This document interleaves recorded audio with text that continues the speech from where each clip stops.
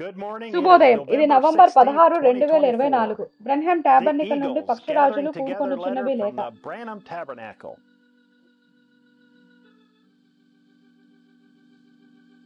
ప్రియమైన టేపు ప్రజలారా, టేపు ప్రజలు అని పిలువబడుటకు మనమెంత అతిశయపడుచున్నాం కదా.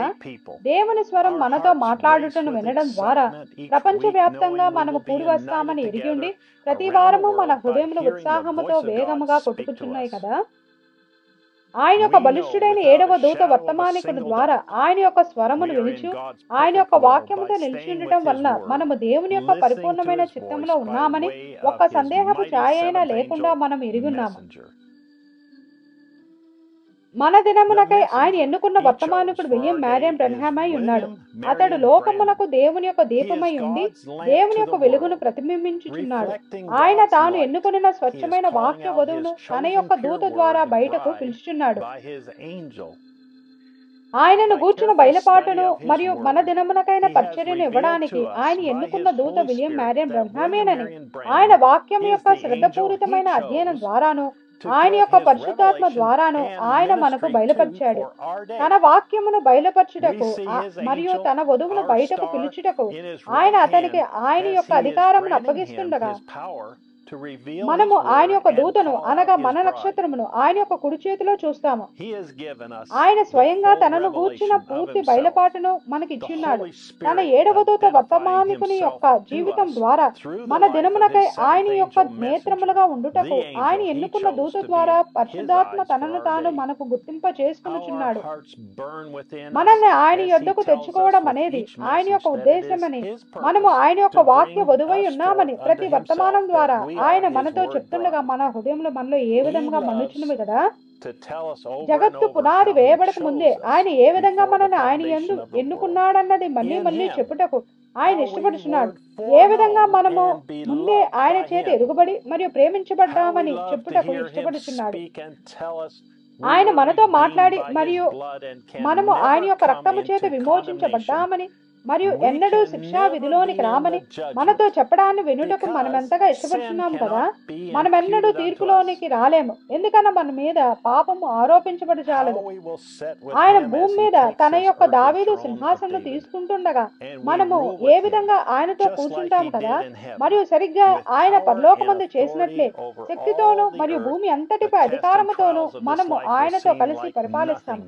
అప్పుడు ఈ జీవితం యొక్క పరీక్షలు మరియు శోధనలు ఏమీ కానట్లుగా అనిపిస్తాయి. అయితే మనమెంత జాగ్రత్తగా ఉండవల్లని కూడా ఆయన మనల్ని హెచ్చరించాడు. కాలముల గుండా ఆ 2 ద్రాక్షావళులు ప్రక్క ప్రక్కనే ఎదిగాయని హెచ్చరించాడు. ఏ విధంగా శత్రువు ఎల్లప్పుడూ ఎంతో దగ్గరగా ఉన్నాడని, ఎంతో మోసపూరితముగా ఉన్నాడని చెప్పాడు. యూదా సహితం దేవుని చేత ఎన్నుకోబడి మరియు సత్యములో నిర్దేశించబడినవాడే. అతడు మర్మములను గూర్చిన జ్ఞానమును పంచుకున్నవాడు. అతడు అతనికి ఇవ్వబడిన శక్తివంతమైన పరిచర్యను కలిగి ఉన్నాడు. మరియు అతడు యేసు నామములో రోగులను స్వస్థపరిచి మరియు దెయ్యములు వెళ్ళగొట్టాడు. కానీ అతడు ముగింపు వరకు వెళ్ళలేకపోయాడు. మీరు కేవలం వాక్యంలో కొంత భాగముతో మాత్రమే వెళ్ళలేరు. మీరు పూర్తి వాక్యమును తీసుకోవలసి ఉన్నది. దేవుని యొక్క కార్యములలో దాదాపుగా 100% పాలు పొందుచున్నట్లు అనిపించే ప్రజలు ఉన్నారు, కానీ వారు ఆ విధంగా లేరు. ఆయన స్వయంగా తానే సంఘమంతటితో సహవాసం కలిగి ఉన్నది, లేదా ఎఫెసీ 4లోని 5 రకముల పరిచర్యతో సైతం సహవాసం కలిగి ఉన్నది కూడా సరిపోలేదని చెప్పాడు. ప్రతి కాలంలోనూ సంఘము దారి తప్పిపోతుందని ఆయన మనల్ని హెచ్చరించారు. మరియు అది కేవలం ప్రజలు మాత్రమే కాదు కానీ మత పెద్దలు కూడా అయి ఉన్నారు. గొర్రెలతో పాటు గొర్రెల కాపర్లు కూడా తప్పై ఉన్నారు. కావున ఆయన యొక్క స్వతంత్ర సంకల్పము ద్వారా నిర్ణయించబడిన ఆలోచన ప్రకారం మన కాలంలో ఆయన యొక్క ప్రజలను తిరిగి సత్యమునొద్దకు మరియు ఆ సత్యం యొక్క సమృద్ధి అయిన శక్తి యొద్దకు నడిపించడానికి ఆయన యొక్క 7వ దూత వర్తమానికుని పరిచర్యలో ప్రధాన కాపరిగా ఆయన తనను తాను రంగం మీదకు తెచ్చుకున్నాడు. ఆయన తన వర్తమానికునిలో ఉన్నాడు మరియు ఆ వర్తమానికుడు ఆయన యొక్క వాక్యము ద్వారా ప్రభువును వెంబడిస్తున్న వాడై ఉండుటను బట్టి ఆ వర్తమానికుడిని దేవుని యొక్క సంపూర్ణత వెంబడిస్తుంది. నేను దేవుని యొక్క సంపూర్ణతను కలిగి ఉండి మరియు ఆయన యొక్క వర్తమానికుడిని వెంబడించగోరుచున్నాను. కావున మనకైతే అనగా బ్రన్హామ్ గుడారమునకైతే ఆయన యొక్క వాక్యము ద్వారా ఆ వర్తమానికుడు ప్రభువును వెంబడిస్తుండగా మనము ఆ వర్తమానికుడిని వెంబడించుటకు గల ఒకే ఒక్క మార్గం ఏదనగా ప్లేను నొక్కి మరియు దేవుని యొక్క స్వచ్ఛమైన స్వరము తప్పిపోని వాక్యములను మనతో మాట్లాడుటను వినుటయే ఉన్నది. మనము వినుచున్న దానిని ఊహించనక్కర్లేదు లేదా సరిచూసుకోనక్కర్లేదు. మనము కేవలం ప్లేన్ నొక్కి మరియు మనము వినుచున్న ప్రతి మాటను నమ్మవలసి ఉన్నది. ఒక ఉదయమున తెల్లవారుజామున వాయిస్ రేడియోలో సహోదరుడు బ్రహ్నం గారు ఈ కొటేషన్ చెప్పడం నేను విన్నాను. నేను దాన్ని విన్నప్పుడు మనము ఈ విధంగా చెప్పడం గురించి నేను లేదా మనము భావించేది సరిగ్గా ఇదేనని నా హృదయంలో అనిపించినది. మేము కేవలం ప్లేన్ నొక్కి మరియు టేపులను వింటాము.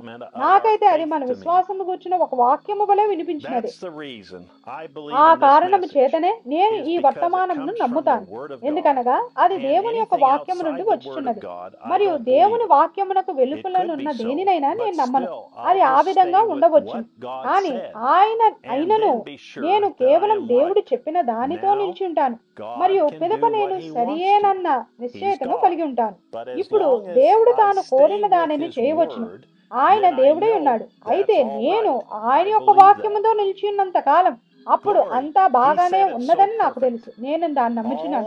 మహిమ ఆయన దానిని ఎంతో పరిపూర్ణముగా చెప్పాడు. ఇతర పరిచర్యలన్నీ ఉండవచ్చు. ఎందుకనగా దేవుడు తాను కోరిన వారితో తాను కోరిన దానిని చేయగలడు. ఆయన దేవుడు. కానీ నేను ఆయన వాక్యముతో ఆయన స్వరముతో అనగా టేపులతో నిలిచినంత కాలం అప్పుడు అంతా బాగానే ఉన్నదని నాకు తెలుసు. నేను దాన్ని నమ్ముచున్నాను. అనేకులు నా ఉత్తరాలను చదివి మరియు నేను చెప్పుచున్న దానిని మరియు మన సంగమునకై దేవుని యొక్క చిత్తము ఏమిటని నేను నమ్ముచున్నానో దానిని అపార్థము చేసుకుంటారని నాకు తెలుసు. ప్రవక్త చెప్పినట్లే మరలా నేను దీనముగా చెప్తున్నాను. ఈ ఉత్తరాలు నా సంఘము కొరకు మాత్రమే అయ్యున్నవి. బ్రహ్మాం టాబర్నికల్ను తమ సంఘమని పిలుచుకోగోరిన వారికే అయ్యున్నవి. ఏపు ప్రజలని గుర్తించబడి మరియు అట్లు పిలువబడుటకు ఇష్టపడే వారికి మాత్రమే అయ్యున్నవి. నేను చెప్పేదానితో మరియు నమ్మేదానితో మీరు ఏకీభవించని ఎడల నా సహోదరులారా మరియు సహోదరీలారా అది 100% మంచిదే. నా ఉత్తరాలు మీ కొరకు కావు లేదా మీకు వ్యతిరేకముగానైనా లేదా మీ సంఘములకు వ్యతిరేకముగానైనా కావు. మీ సంఘము స్వతంత్రము గలది మరియు మీరు ఏమి చేయుటకు నడిపించబడుచున్నారని మీకు అనిపించినదో మీరు దానిని చేయవలసి ఉన్నది. అయితే అది వాక్య ప్రకారము ఉండవలసి ఉన్నది. మాది కూడా ఆ విధంగానే ఉన్నది మరియు మా కొరకు దేవుడు ఏర్పాటు చేసిన మార్గం ఇదేనని మేము నమ్ముచున్నాము.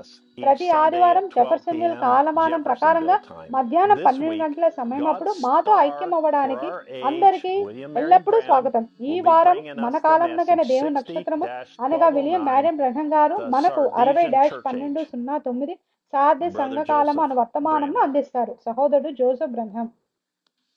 దీనితో బ్రహ్మాం టాబర్నికల్ నుండి లేఖ ముగిసినది. ఇప్పుడు సహోదరుడు విలియం మ్యారియన్ బ్రహ్నం. ఇప్పుడు నేను దేవుని కృపతో మీ సహోదరుని మాత్రమే. కానీ ప్రభువు దూత క్రిందకి కదిలినప్పుడు అది మీకు దేవుని స్వరం అవుతుంది. బహుశా నేను అలా చెప్పడం ద్వారా మిమ్మల్ని బాధ పెట్టినట్లయితే నన్ను క్షమించండి. కానీ అది కోపంగా ఉండవచ్చని నేను భావించాను. కానీ నేను మీకు దేవుని స్వరం చూడండి. నేను మళ్ళీ చెబుతున్నాను, ఆ సమయం దైవావేశంలో ఉన్నాను. మీరు చూడండి. మరియు నేను దాని గురించి మొదటిసారి బాధపడ్డాను, కానీ అది పునరావృతమైంది. ఇప్పుడు చూడండి, నేనుగా ఏమి చెప్పలేను, కానీ ఆయన నాకు ఏమి చూపిస్తాడో అదే చెబుతున్నాను. మీరు నమ్మండి మరియు ఏమి జరుగుతుందో చూడండి. 51:05:05 నాకు అప్పగించబడిన ఆజ్ఞ. Reverend William Marrion Branham. తదుపరి సమయం వరకు Russia, people's republic of China, India, Asia, Africa, దక్షిణ అమెరికా, న్యూజిలాండ్, ఆస్ట్రేలియా మరియు యూరప్ దేశాలలో ఉన్న మీ అందరికీ దేవుడు దీవించునుగాక మరియు షలోమ్.